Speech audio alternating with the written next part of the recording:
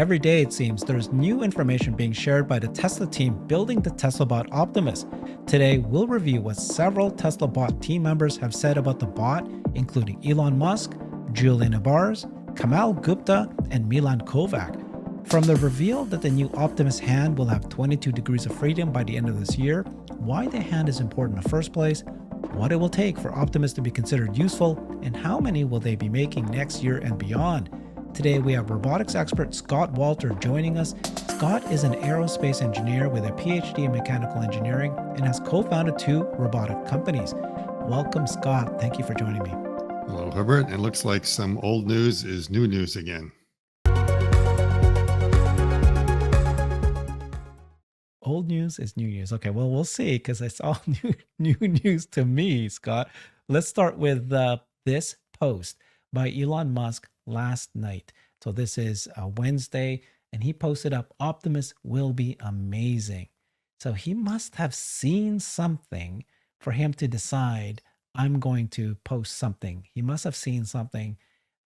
You replied saying that you believe that there's going to be Gen 3 by end of year. Why did you say that? Yes, and that's based on some of the previous posts over the past 2 weeks and some of the things that we saw where there's been a trickle of information coming out and some other discussions that were sort of, let's say, reinforced today to confirm a thesis that I have that goes back to the hands. So if you remember, what was it, like not maybe about 2 weeks ago, Tesla dropped the latest video update of what Optimus is doing. And we did our hot take almost a little bit too quick, because by the time we were done with ours, Elon was then replying to some other people and filling in some data. And one of the things he said is that by the end of year, Optimus will have 22 degree freedom hand. Of course, we're not seeing a 22 degree freedom hand there. So that was like new information that I guess you could say he almost leaked out and a bit unexpected. And that resulted in a little bit of back and forth on some other things. But the first thing, of course, all of us did is like, 22 degree freedom hand, what does that mean? And we started going through and counting what the degrees of freedom are going to be in the hand. And then Elon also mentioned in there that some of the servos are going to move out of the hand to the upper forearm. When you start doing the count on your fingers, it's really hard to get to 22 degrees of freedom. So everyone's been working on it. It's easy to get to like 19, maybe 20, sometimes 21. I even had like a back and forth with James Dama where we were trying to figure it out as well. It's exactly where it was supposed to be. So it's pretty clear the hand is doing this right now. We want it to be able to do that. So that adds like a couple more degrees of freedom there. The thumb, you don't really need to add anything more. So how do you get to the 22? The only way to get to 22 is that you don't count the degrees of freedom just in the hand anymore. You count the degrees of freedom in the wrist. Right now, the 11 degrees of freedom are from here up. And everyone's been building the robots as we've got an arm and we have a hand. And the arm includes the wrist, and they're kind of separate from one another. Now they're talking about integrating that entire mechanism. There's not going to be a hand that you pop on there. There's going to be an entire lower arm that you pop on there. That's a radical change to the overall design. And I've been saying that change is not going to stop at the elbow. It's going to continue to go up through the whole thing. And if that change results in them changing the way they do the shoulder with a better mechanism up there, well, the shoulder is exactly the same way as the hip. So if you've got a better way of actuating that shoulder and a better way of articulating that, you might bring that down to the hip. So I think that whole thing is going to change. And I've been feeling like that's going to come the end of the year. And so when I saw that post from Elon today, I was like, okay, yep, I'm pretty confident that Gen 3 end of year. It's not. So this is going to be good for a lot of the training they're doing to get the data, to get that flywheel going, to get the confidence. But changing the hand changes a lot of things, and not only gives it way more capability, but it may actually radically change the design, that it becomes closer and closer to the original Optimus that we saw in AI Day 1, which we know at that point was really just a render, but looked very much more human-like, with shoulders that were more narrow, with the hip and everything else that looked a lot more like a human kind of configuration. So that's why I'm pretty sure we're going to see yet another one. And think about it, by the end of the year, that's still going to be well over a year since the Gen 2. And they already quickly iterated. Everyone else is doing the same thing. So I don't see why we would not see a radical update. At worst, it would be like a Gen 2.5, but I'm pretty sure we would probably actually call it a Gen 3. Yeah. So lots of movement that's happening. We're going to talk a little bit more about what Gen 3 of the Optimus bot could look like. And we're going to dive deeper into the hands right now. But we're very shortly going to explain also what a lot of different Tesla bot employees, what they've been saying. and they've been dropping information the last several days. Even Elon started to share information of how many bots they think that they'll make. And so just wait for that. But let's start dive a little bit closer to the hands some more. Why this is so critical? Because there was a conversation between Tesla bot employees and even 1X bot, the lead engineer there, what he said, and the conversation about that. So the Humanoid Hub is a great follow on X. He said the hand is where the mind meets the world.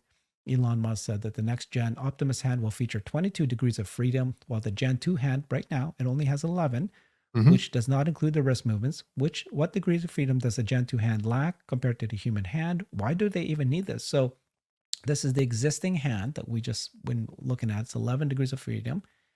So you can see the 1 degrees of freedom for the knuckles, for the one joint here per finger, 2 degrees in and out, side to side. Now, this is the 11-degree freedom, but Dave and Tesla said, or Elon said, we're going to get to 22 degrees of freedom.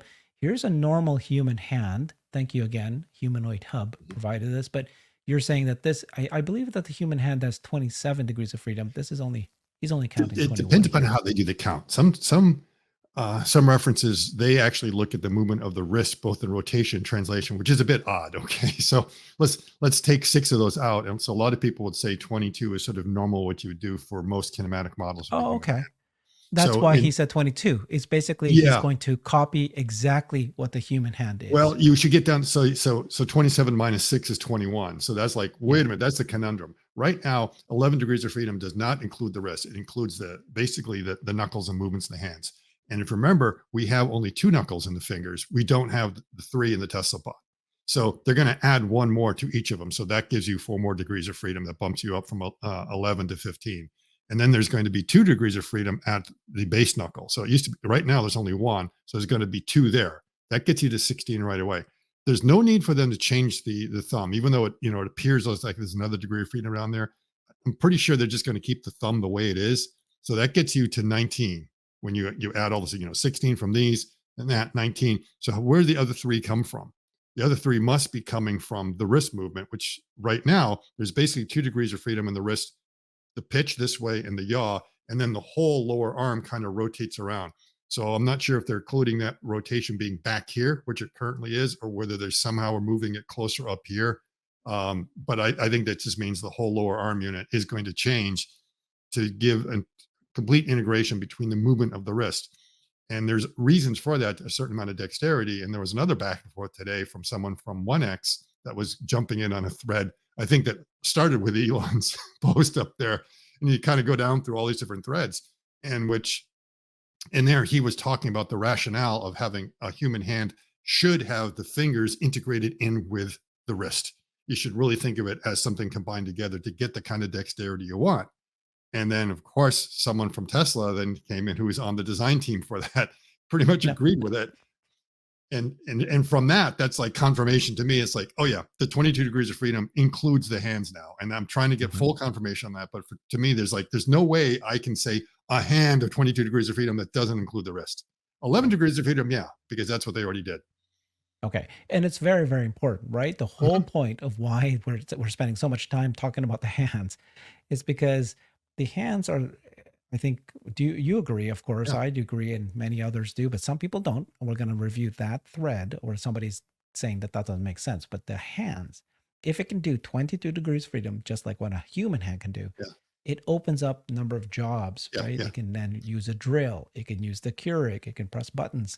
It can do anything. But if you just have grippers, people believe that can do a lot of things. And we've shown videos where that just a gripper alone can fold clothes, can make your bed, can open up a beer bottle. But it's just that many more jobs that it can do. If you want to get general purpose, you need to go more. And so I'm just going to ask you, what's the business end of a robot? What's the business? It's the hand. That's the business end right there. That's where everything happens. Everything else is set up. It's trying to get there. It's trying to get the mobility there, the arm to kind of get it to reach out there. But in the end, it's your hand that does the most. Now, every now and then, like you lean in with your elbow or you do something like that to give you a little bit of a balance point or something like that. But for the most part, everything is there. That's why it's the most important part of the robot.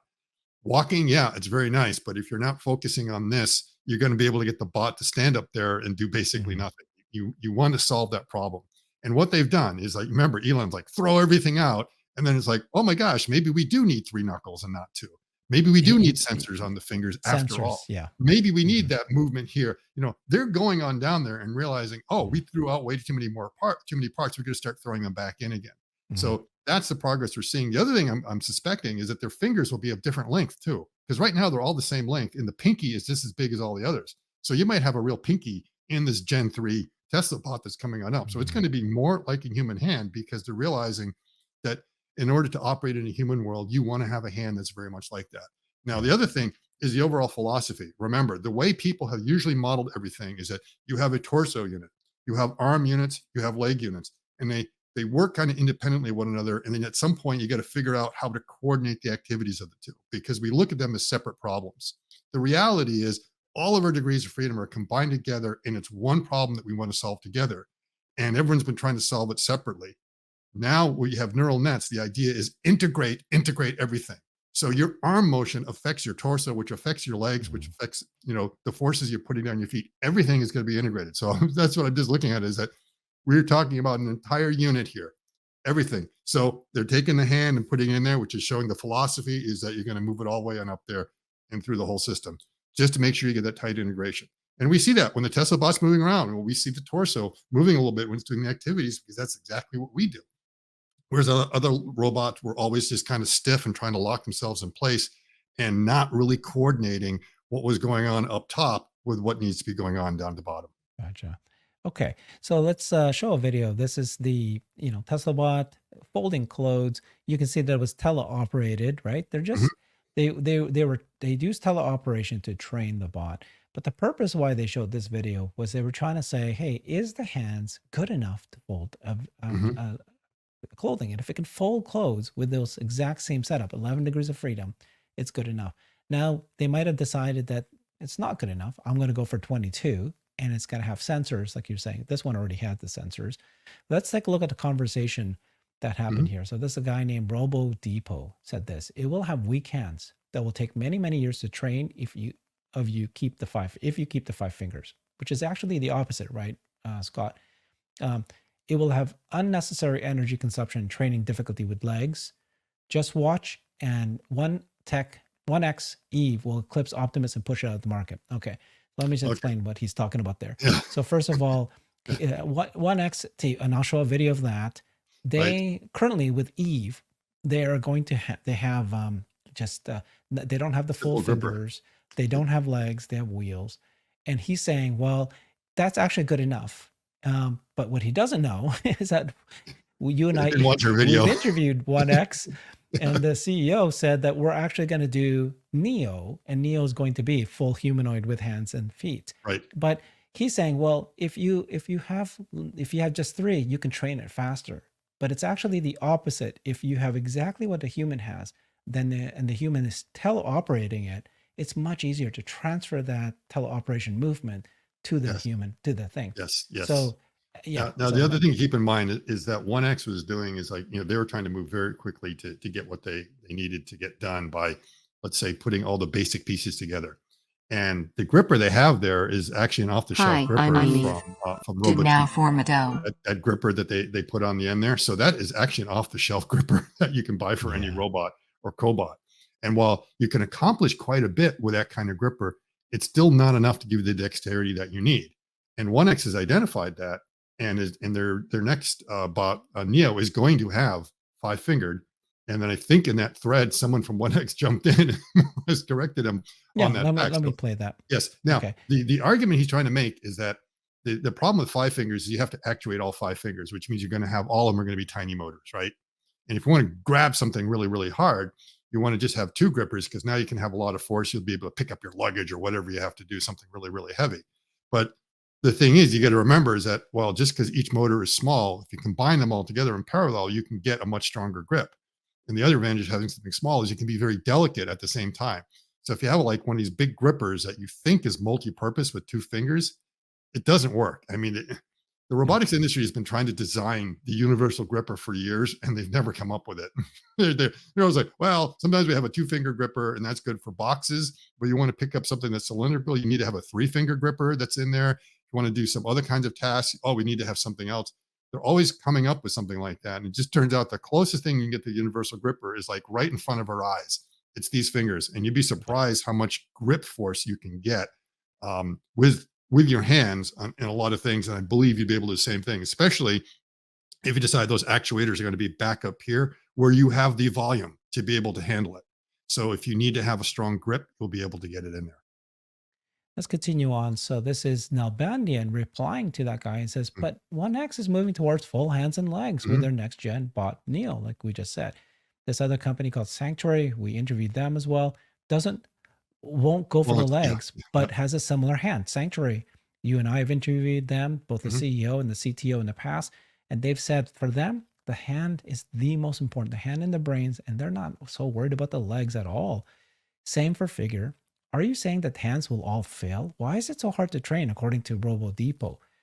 He says more points of contact, more motors, more data for the model to have to interpret. Also, the small finger motors are weaker.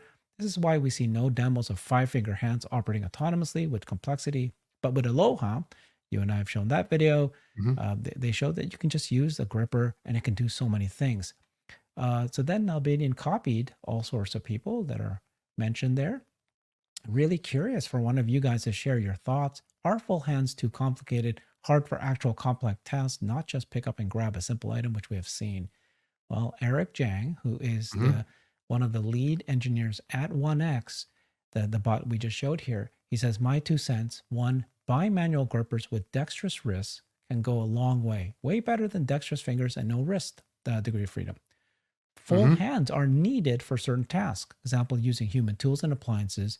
Full hands are indeed hard and complicated, but we must try anyways. And then Julian Ibarz, who is with the TESLA bot team, he says, indeed we must, and we will. So this, they weighed in. They weighed in on the conversation Yes. between do you need Mhm. hands or don't you need hands? And again, what I gravitated to was he was talking about the need for the wrist to be able to integrate in there.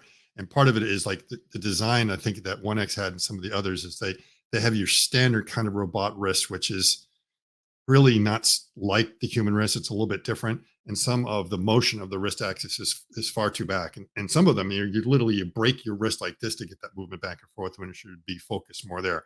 So he's looking at really that dexterity of being able to take the whole hand and then change the orientation of the hand at that point. And yeah, it's a hard problem. Or let's just say it was a hard problem when we had to solve these things heuristically. But once Yeah. you start going down training with neural nets, Yeah. it's just as easy to do 5 fingers as it is to do one or two or three. In fact, it might be a little bit easier It's because actually if easier. the training is being done through the telerobotic setup, Mhm. you need to get a closer mapping. And that's what everyone's finding, which is why I, I would not be surprised to see more degrees of freedom being added into Optimus Gen 3, like Yeah. some additional movement in the neck, just one more degree of freedom there because, the teleoperators are literally having to probably be putting a neck brace to make sure they do exactly the same thing Optimus does. Because if they do something a little bit different, then the training is going to be off. Same thing with the waist is that you might want to add another degree of freedom there in the waist to make it a little bit easier. So it seems that the closer you are to the human form factor, the easier it is going to be to train, especially to do a lot of things. And a lot of it's just more natural for the human operator. Like suddenly you're saying, oh, you've got 2 fingers. You got to try to do this thing with 2 fingers. It just doesn't work. I'm trying to Yeah. fold a shirt and you're telling me I have to do it that way. No, in order to fold a shirt, you want to have your flat palms out there to smooth everything out. That's really hard to do with one of those Robotique grippers. There's no flat surface on there to do it. You got these two things. It's hard. You're over there trying to stretch it out. And most of us would just like, nice little smoothing operation. Probably the other reason for this.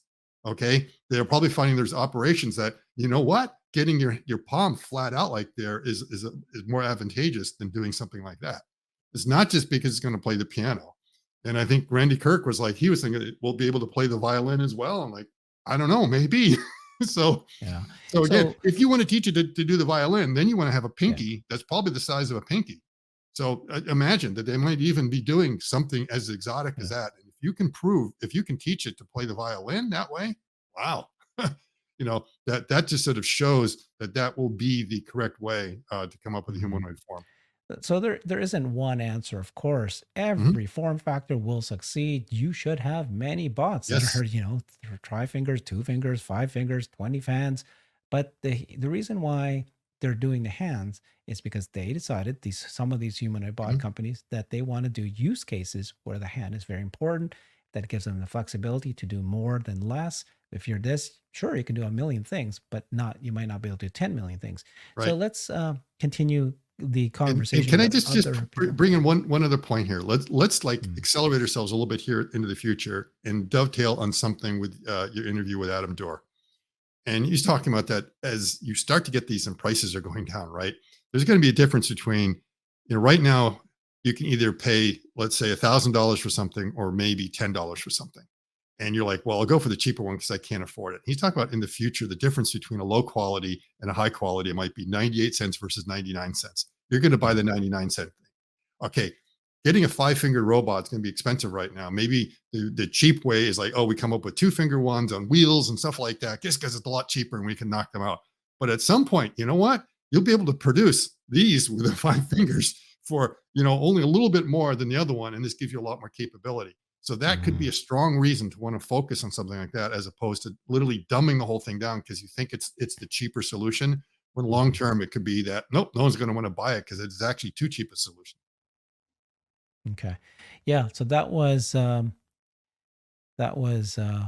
Julian Ibar's Tesla Bot Mhm. AI who was talking about that. We're gonna go. It's gonna be hard, but let's do the hands. This is Kamal Gupta. He's also a Tesla Optimus, AI guy or Optimus bot. He and his AX feed. He's showing you the Now he's a progress. robot doctor, so I guess he goes out and, Yeah. and fixes the doctor or fixes the Yeah. robot when it's sick. Yeah. Maybe.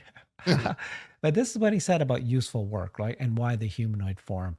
And I know this is May 5th, so it's been a couple weeks now. But it says in order to be useful, Optimus not only has to be accurate, but also safe, reliable, and fast. Excited to share some of the work our team has been pushing, including early testing in one of the Tesla factories. So he's also confirmed that they are now being tested in the factories.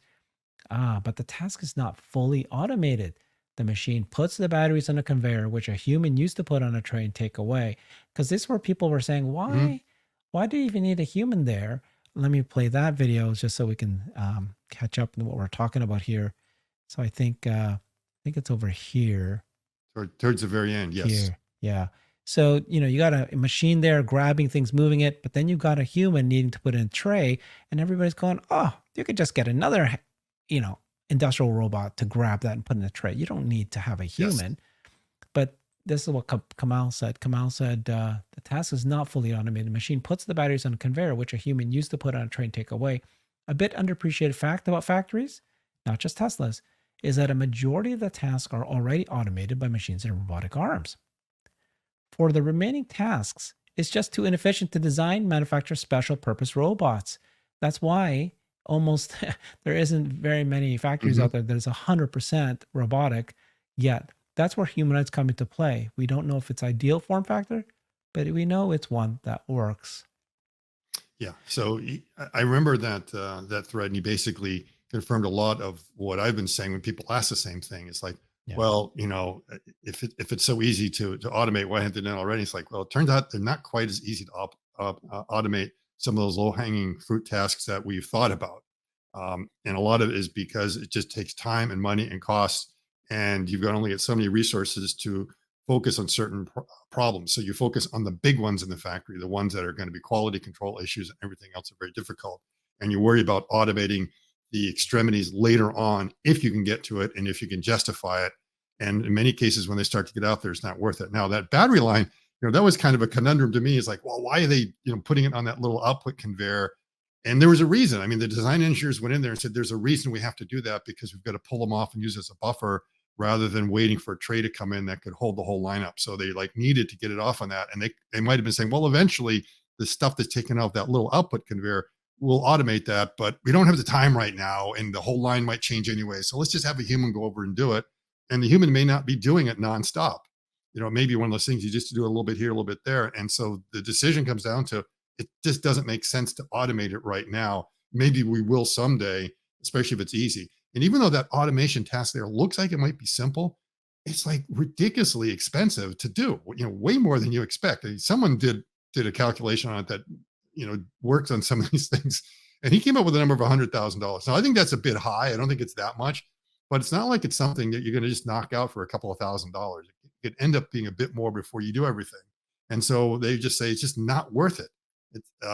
However, if you now have something which may just cost you like $10,000 or $20,000 piece of automation equipment, which you might say, it's overkill. It's got way more, degrees of freedom, all the stuff that we need to have. It's way more, but it's so much cheaper. It just makes sense to put it in there.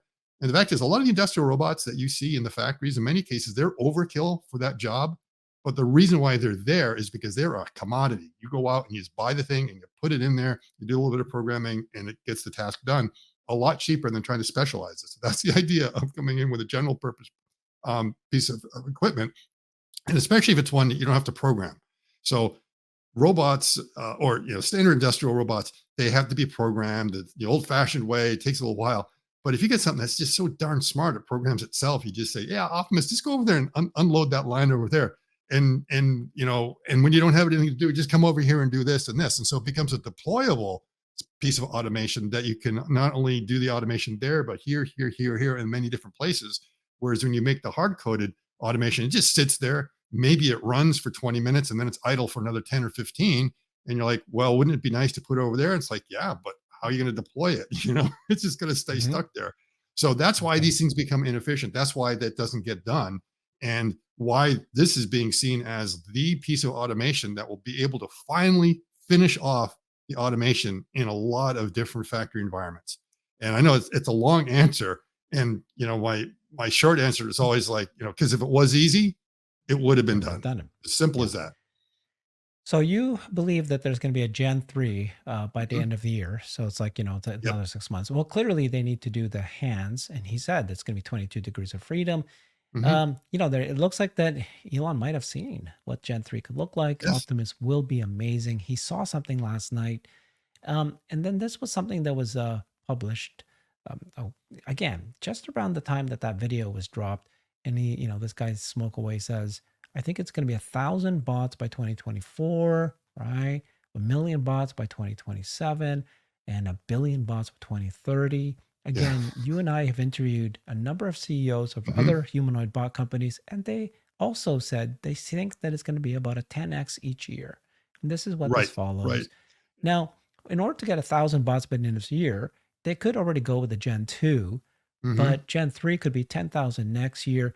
Elon said not quite that fast, but not far wrong. So just, obviously it's, not far wrong. So that's very interesting. Humanoid robots are a trillion. 1,000 trillion. 1,000 trillion. What's the number that comes after a trillion? Yeah. And then Elon replied to that saying no real limit because an economy is productivity per capita times capita. Intelligent humanoid robots uncorks capita. So this is just so big. Thoughts on what you just saw there? Yes.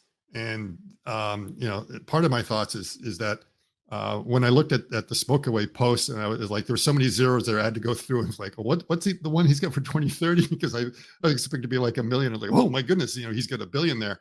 And I was trying to think, okay, how is he getting there that quick? Because we had that discussion with Suzanne, and she was saying with a 10x gets you to 1 million by 2030, right? Because she was like starting at a much lower multiple of like 10 in this year as a smaller number that you would ramp up.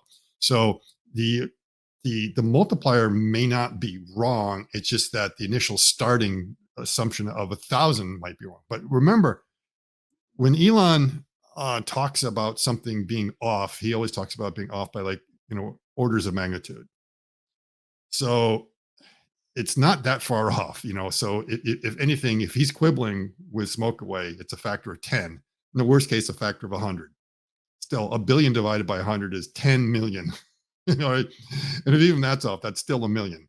So we're talking about a lot of bots by 2030 that I'm confident it's north of 1 million and probably under 100 million, something like that, whatever that factor would be. And a lot of it comes down to the base, if you're really starting at already 1,000.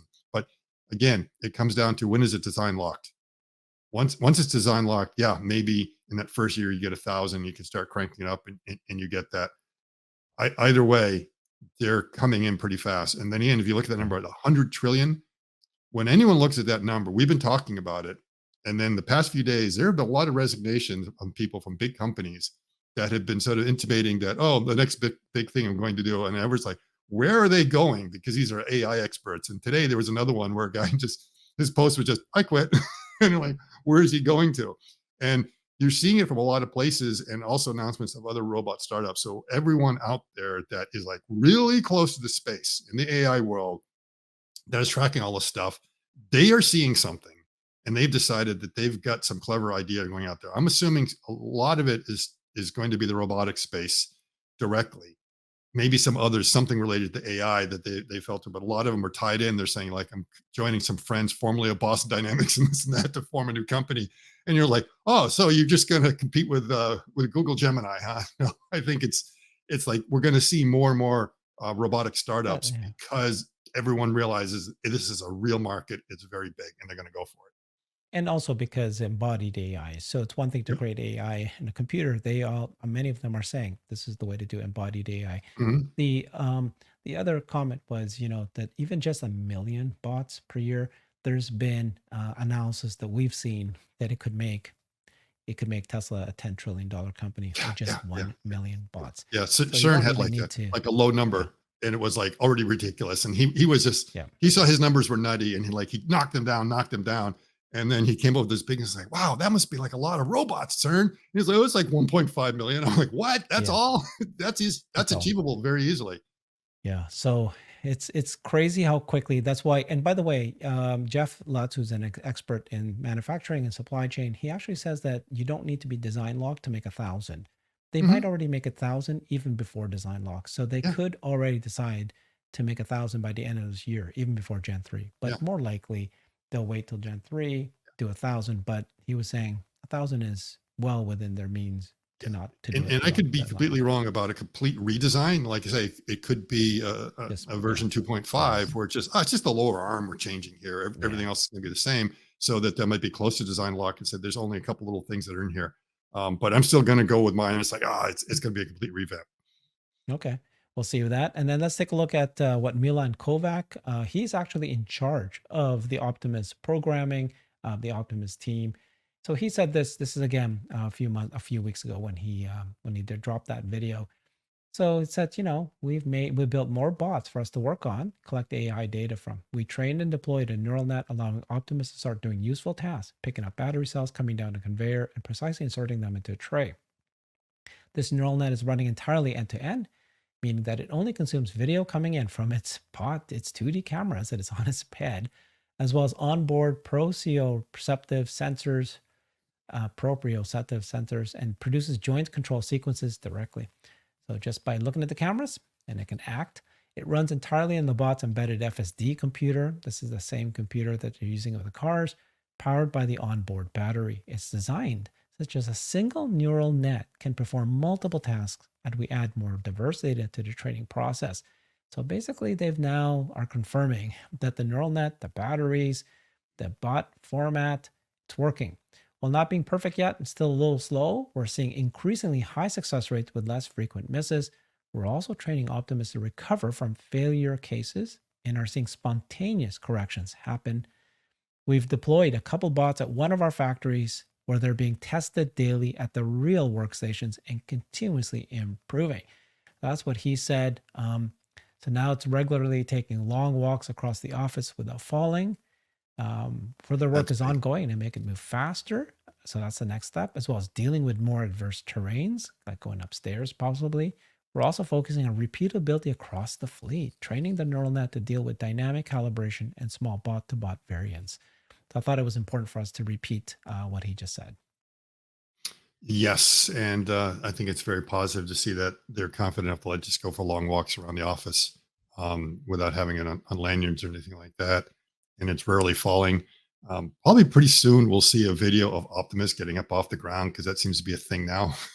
We release a video, you want to show it down the ground and what it's like to be able to kind of come up, just so everyone kind of knows what's the recovery like.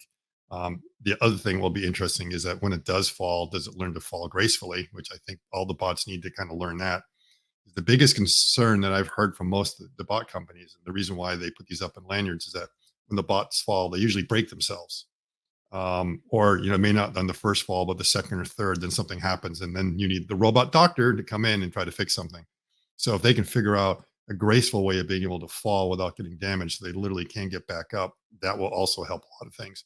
But the first thing, of course, is like make sure you don't fall, and to make sure that you don't make mistakes or errors whenever you're doing your task.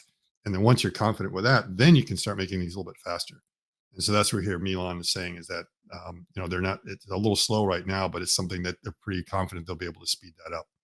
So he addressed a lot of pretty interesting points there. And then the other thing is that a lot of sort of emergent behavior, spontaneously figuring out how to correct something. So it's almost like, whoa, wait a minute, we didn't program that in there or expect it to do that, but it seems like it knows how to recover on its own pretty well. And that's also very bullish on this whole idea that end to end is sort of the solution to a lot of these problems, and why I'm like, go ahead, put 5 fingers on your hands, because Mhm. it's not going to be any harder than doing it with a 2 or 3 finger gripper, and you get all the advantages that you would have with having a real human hand. So, let's make sure you're as close to the human degrees of freedom as possible, and not worry about that adding more degrees of freedom is somehow going to make the problem harder. Might actually make the problem easier. Okay. All right, so let's just folks, we've been tracking so many of these bots. We have created a community on X, previously called Twitter. So if you're there, join this community. In just a couple days, we now have over 1,000 members. Just come in. But basically, on this, we're tracking many bots. Of course, this header you can only show a few. So this is Optimus Teslas. This is Figure. This is Sanctuary, this is Aptronic, and this is Digit. We're also tracking quite a number of the Chinese bots and even human scale bots too. So join that and you can see the updates that we're doing.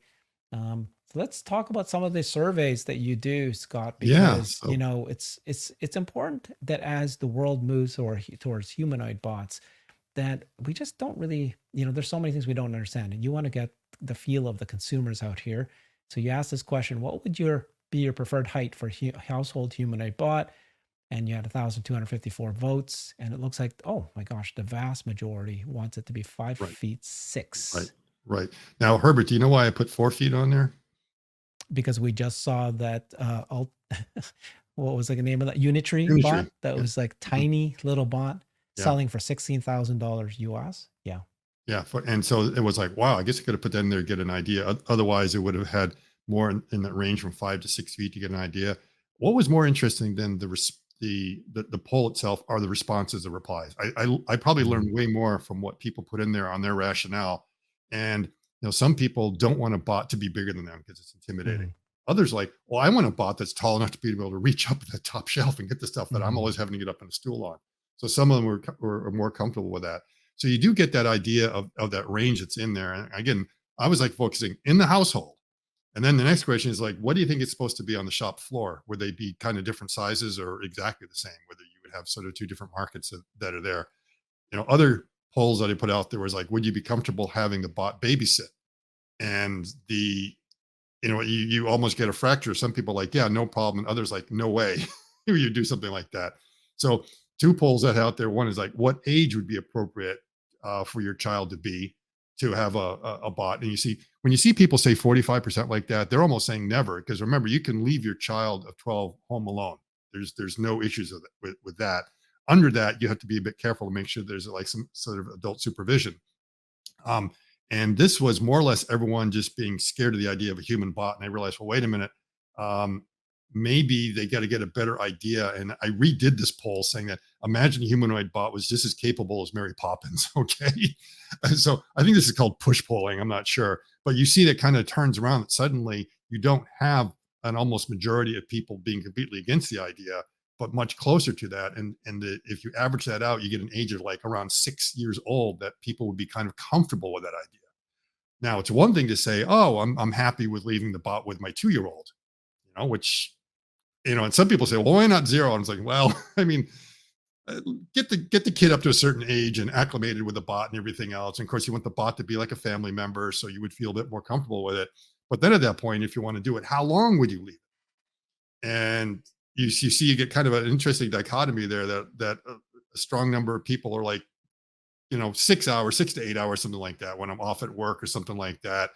less comfortable overnight, less comfortable over the weekend. But then a big number of people are like, oh yeah, 10 days. I want to go on that vacation or something like that. So it's rather interesting to see that how people kind of feel about that. But and this will be an interesting poll to do again in about 3 to 4 years when the bots come out, to see how that Overton window will probably change a little bit. Because right now, I mean, even I myself would be, it's a bit concerned if I was in a pinch and couldn't get the babysitter. Yeah, maybe I would prefer to have the human there. But a lot of other people said it'll probably be a better babysitter than the 16-year-old kid down there that's just going to be on the cell phone the whole time. If it really is like Mary Poppins, we're not talking about a sentry bot that's just sitting there making sure the child's not getting in trouble. It basically means that, probably something that's interacting and tutoring, doing all this stuff besides that. Yeah. And a lot of people are excited. And that's like the two views that you see, is that people realize it's going to be a much better babysitter, that they want to go that way. And so we're putting those polls out there just to get a feel of the pulse, to get everyone's feedback and reaction, because it informs me a lot. And you can always find my polls again in the community. That's the point of having that community there. And the one thing I say about the community is very easy to join. It's just a click, because we're not a click. All right. And you'll be an instant member. And so we're growing pretty quickly as a result. And I'm trying to, at least once a day, put some kind of poll out there just to get an idea of what people think. Mm-hmm. And I realize my polls are not scientific, because we're really polling people who are already informed in the space. Yeah. If we made it a general one, I think there would be like 5% of the people might be cool with having a humanoid bot babysit their kid, and the rest of them are like, no, we don't even know anything about it. So, clearly we're getting people who have been exposed to a lot of our thoughts and ideas and are seeing what's going out there. And it's really interesting to see what our community thinks on that, because it helps us inform on what the future is going to look like. Because remember, it's all a part of our future and societal impacts. And one other question, Lee, is like one other poll that I think I might still have out there that's running is, in order for you to be able to leave your child with a humanoid bot, there's going to have to actually be changes in legislation. Now, a lot of people were surprised that depends upon the state and the country that you're in, there are actually laws that you cannot leave your child home alone below a certain age. Yep. And so it was a shock actually to a lot of my followers to say, well, wait a minute, you're saying we have to come up with a law? We're just like, no, you don't understand. I'm talking about relaxing the whole thing potentially, where you would do that. So you would have to have legislation to say, okay, it's all right. And then what's the overall feeling? And not that whether you're cool with it, but if you're, you say, I'm not cool with it, but okay, I'm cool with my neighbor being able to do it. So that might be possible. That's the future. Yeah, a lot of people don't realize what's possible now. Just 2 days ago, we saw OpenAI, we saw Google drop amazing AI that you can talk to, that can watch and now look at video, what the world is happening, and they can educate you. And this will be incredible to teachers for children. But humanoid bots are here every day. We're getting dropped info. So we had 5 of the Tesla team give you comments, and we just wanted to bring it all together so you can see everything in its totality. Human hands, how many bots do they think they'll have? Why are they creating bots in the factory? Why can't that be automated? But it certainly feels like we'll dive deeper into what kind of jobs that a humanoid bot can do that others can't. But thank you so much, Scott. Appreciate your time and your knowledge. And we're just so fortunate because you have founded industrial robot companies in the past. You know what's going on in those factories. You know what it takes to launch a bot. But now we're talking humanoid. So this is going to be interesting. Thanks, everybody. Very, very interesting. Yeah. Thanks, Scott. Bye-bye. Thank you, Herbert. I've created a website that is the most comprehensive resource for the Tesla investor. Please check it out. Simply go to my website at herbertong.com.